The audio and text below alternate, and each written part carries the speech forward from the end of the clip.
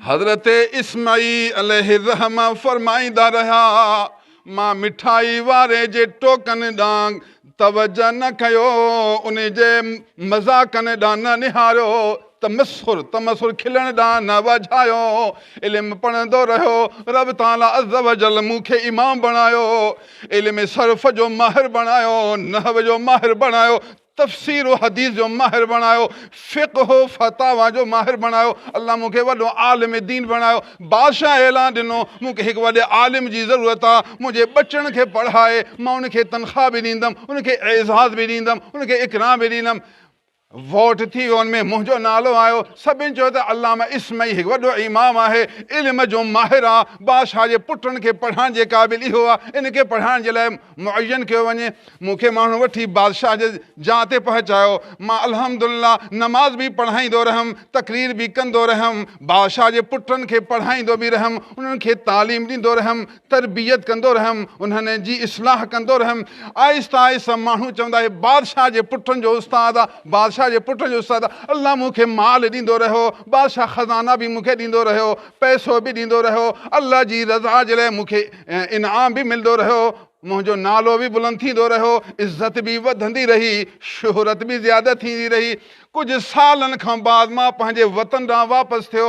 माण्हुनि खे ऐलान मिलियो त वॾो आलिम दीन, वक़्त जो मुहदिस, वक़्त जो मुफ़सिर, वक़्त जो फ़क़ीह ऐं नहव जो इमाम, बादशाह जे पुटनि जो उस्तादु पंहिंजे वतन में अचे थो। माण्हू इस्तक़बाल लाइ शहर खां ॿाहिरि निकिता आहिनि, माण्हू इस्तक़बाल जे लाइ, ज़ियारत करण जे लाइ निकिरंदा रहिया।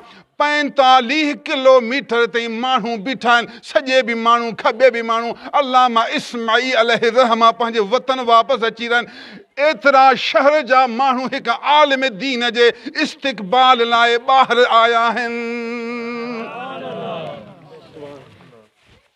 हे उहो अल्लामा इस्माईल आहे जंहिं ते मिठाई वारो खिलंदो हुयो, ही उहो इस्माईल आहे जंहिं ते मज़ाक कंदो हुयो, जंहिं ते ठठोलियूं कंदो हुयो।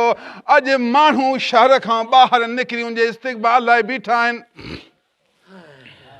अल्लामा इस्माईल किसो ॿुधाए फरमाइनि था, मूंखे हैरत तॾहिं पैदा थी वई, आला ताजुब तॾहिं पैदा थियो, मां अचां थो पियो, सॼे खॿे निहारां थो, कुझु पंहिंजे वतन जे माण्हुनि खे ॼाणा थो ऐं कुझु खे कोन थो ॼाणा। थोरी देरि खां बाद ॾिसां त मिठाई वारो बि बीठो आहे।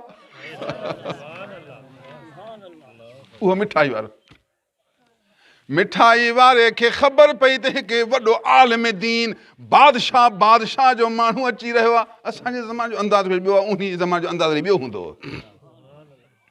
त माण्हू उनखे वॾी इज़त जी नज़र सां ॾिसंदा हुआ, अज़मत जी रूह सां ॾिसंदा हुआ, फज़ीलत जे रंग में ॾिसंदा हुआ। सॼे खॿे इस्तक़बाल लाइ बीठा आहिनि। मिठाई वारो बि दुनवी एज़ाज़ हासिल करण लाइ इस्तक़बाल में बीठो आहे। अल्लामा इस्माईल फरमाइनि था, मां जॾहिं मिठाई वारे खे ॾिठो, सुञातो हे उहो मिठाई वारो आहे जो हिकु ॾींहुं मूं ते खिलंदो हो। दिलि में ख़्यालु हो, ओ मुंहिंजा रब तुंहिंजो शुक्र आहे, मां सब्र कंदो रहियुमि, मां कावड़ पीअंदो रहियुमि, तुंहिंजे फरमान वल काज़िमीन अलल ग़ैज़ ते अमल कंदो रहियुमि। अॼु उहो मक़ाम आयो, तो मूंखे पंहिंजो महबूब बणायो ऐं लो माण्हुनि जो बि महबूब बणायो।